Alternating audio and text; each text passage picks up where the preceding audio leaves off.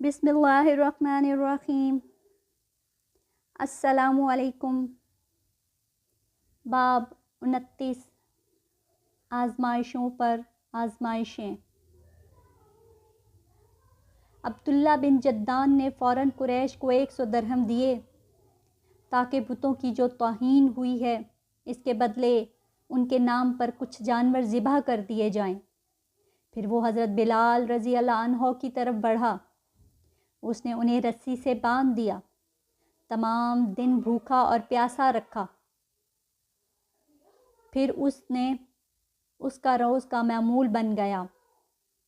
जब दोपहर के वक्त सूरज आग बरसाने लगा तो उन्हें घर से निकाल कर तड़पती हुई रेत पर चित लटा देता। इस वक्त रेत इस कदर गर्म होती थी कि अगर इस पर गोश्त का टुकड़ा रख दिया जाता तो वो भी भुन जाता था। वो इसी पर बस नहीं करता था, एक वज़नी पत्थर मंगवाता और उनके सीने पर रख देता ताकि वो अपनी जगह पर से हिल भी ना सकें।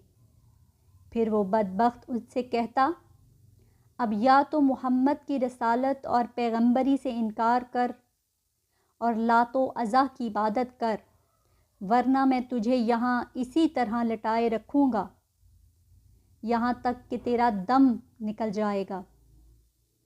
हज़रत बिलाल रज़ी अल्लाह अन्हो उसकी इस बात का जवाब भी फरमाते, आहद आहद, यानी अल्लाह ताला एक है, उसका कोई शरीक नहीं। जब हज़रत बिलाल रज़ी अल्लाह अन्हो किसी तरह इस्लाम से ना हटे तो तंग आकर अब्दुल्ला बिन जद्दान ने उन्हें उमैया बिन खल्फ के हवाले कर दिया। अब ये शख्स उन पर इस तरह से भी जुल्म करता। एक रोज़ उन्हें इसी किस्म की खौफनाक सज़ाएं दी जा रही थीं कि हुज़ूर नबी करीम सल्लल्लाहु अलैहि वसल्लम उस तरफ से गुज़रे। हज़रत बिलाल रज़ी अल्लाह अन्हा शिद्दत तकलीफ़ की हालत में आहद आहद पुकार रहे थे।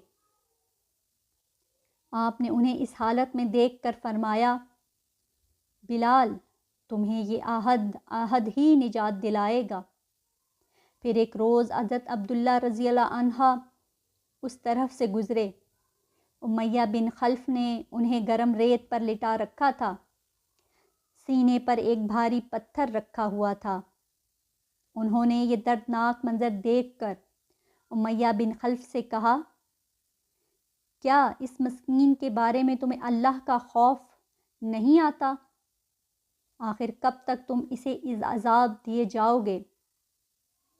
उमैया बिन खल्फ ने जल कर कहा, तुम ही ने इसे ख़राब किया है, इसलिए तुम ही इसे निजात क्यों नहीं दिला देते? इसकी बात सुनकर हज़रत अब्दुल्ला रज़ी अल्लाह अन्हा बोले, मेरे पास भी एक हबशी ग़ुलाम है, वो इससे ज़्यादा ताकतवर है और तुम्हारे ही दीन पर है।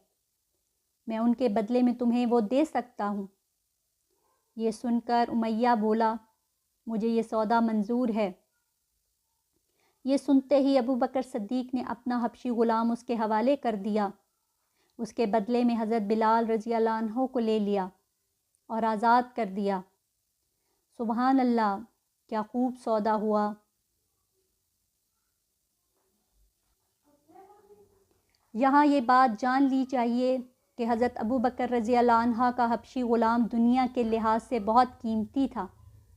ये भी कहा जाता है कि उमैया बिन खल्फ ने ग़ुलाम के साथ 10 औकिया सोना भी तलब किया था और हज़रत अबू बकर सिद्दीक़ ने उसका ये मुतालबा भी मान लिया था। चुनांचे आपने उसे एक यमनी चादर और कुछ सोना दिया था। साथ ही आपने उमैया बिन खल्फ से फरमाया था, अगर तुम मुझसे 100 औकिया सोना भी तलब करते तो भी मैं तुम्हें दे देता। हज़रत बिलाल के अलावा हज़रत अबू बकर सिद्दीक़ ने और भी बहुत से ग़ुलाम मुसलमानों को ख़रीद कर आज़ाद फरमाया था।